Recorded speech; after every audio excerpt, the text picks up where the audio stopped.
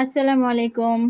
আজকে রান্না করব কই মাছের ঝোল। এজন্য কড়াইতে গরম তেল করে এর ভিতর দিয়ে দিলাম পেঁয়াজ কুচি। পেঁয়াজ কুচিগুলো হালকা ভেজে এর ভিতর দিয়ে দেবো আদা, রসুন, জিরা বাটা, মরিচ বাটা, ধনা গুঁড়ো, হলুদের গুঁড়ো, লবণ। সবগুলো একত্রে একটু পানি দিয়ে ভালো করে কষিয়ে এর ভিতর দিয়ে দেবো টমেটো কুচি।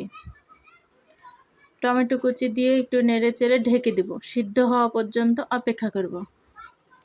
টমেটো সিদ্ধ হয়ে উপরে তেল উঠে আসলে এর ভিতরে একে একে দিয়ে দেব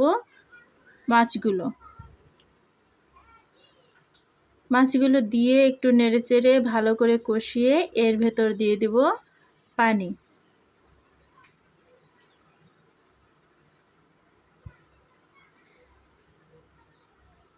পানি দিয়ে এর ভিতরে ঢেকে বলক ওঠা পর্যন্ত অপেক্ষা করব। বলক আসলে এর ভিতর দিয়ে দেব ধনেপাতা কুচি।